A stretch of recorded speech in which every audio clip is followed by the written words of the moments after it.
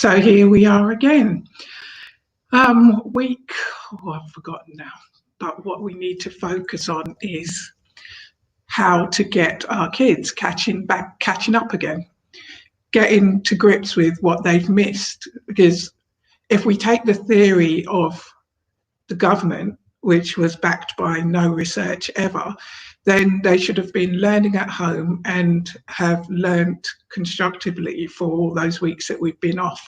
But we know in reality that isn't the case, because doing work online, no matter which way it looks, and actually learning work online are two different things. We have to actually have a process by which the kids are setting themselves up in a way that they will have actually been able to learn something by retaining the information, by being able to recognize a topic if it's asked in a different way. So I'll give you a basic example, which would be, let's just take a basic maths example. 2 + 2 = 4, we know that. But if we were asked in this way, there are 4 men and there are 2 teams needed, how many people would be in each team? It takes a little bit more thought, doesn't it? And I don't know what took me so long to be able to come up with the thought on that one. But hey, it's been a long lockdown. We need to get our kids planning what they need to be able to learn moving forward. And in order to do that, it's a process which starts with creating a plan. Now, the new year 11s that I've said this to have ended up sending me 10 o'clock maths, 12 o'clock English. That is not a plan. That is just writing a topic and a time.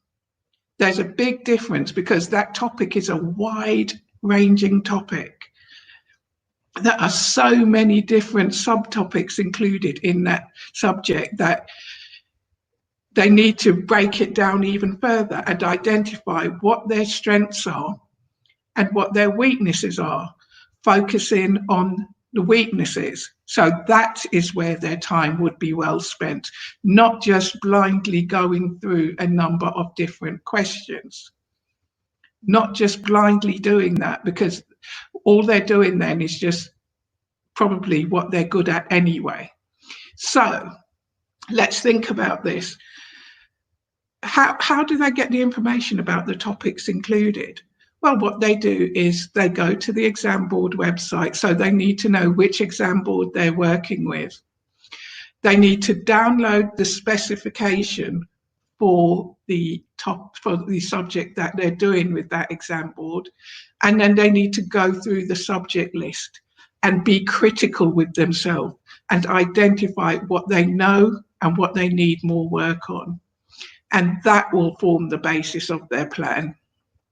So they'll be able to say, right, today I'm going to start at 9 o'clock, and by 10 o'clock, I want to know how to add 2 + 2. Not just adding, how to add 2 + 2. Between 10 o'clock and 11 o'clock, I want to make sure that I know, and I have to know, what is the proof that 2 + 2 = 4? I know that this is quite hard to conceptualize without, it being in a structure. So what I'm going to do is I'm going to add a PDF, I think, on the Art of Teaching and Learning group page. And that will give you a basis from which to discuss it with your children and make sure they're identifying their real weak spots and make sure that those weak spots are covered in the way that they should be. Because let's face it, we've now reached an agreement that there is no catch-up period that is going to be adequate. and the exams will still be at the same time next year. So we're really, whether we agree with it or not, going to have to work through the summer. The first step to education catch up is making a plan. Kids are not strictly taught to make a plan or a plan that works in school. They're just taught to make sure they cover a certain amount of ground each day. As they're not all the same, the plans will be different for each one. So use my PDF, which I will set out in a way which sets out the grid, so what the time slots are, how they should fill in each time slot. It should include some time in which they just relax, and at least once per hour they need to step away from the room that they're working in to make sure that they can still breathe, that they are still building confidence in themselves, and that confidence comes from being able to step away. If you have a year 11, please tell them now to stop trying to cram. I had one yesterday who said to me, "Oh, miss, I'm now behind on everything else because I had to study for a maths exam," which is nonsense. He said, "Yeah, but I knew the maths exam wasn't, well, you know," I said, no. You're training at the moment. You're training because the academic side of things is training.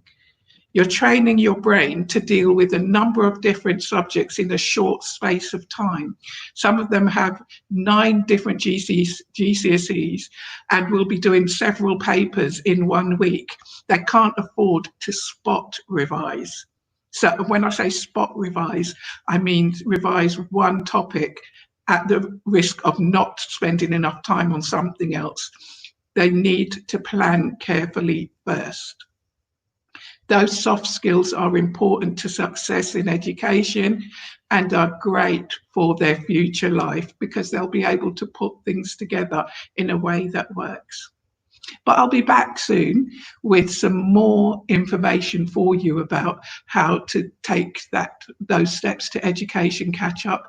In the meantime, look on the group page, the Art of Teaching and Learning, and there I will post a PDF of the structure for setting up a revision timetable.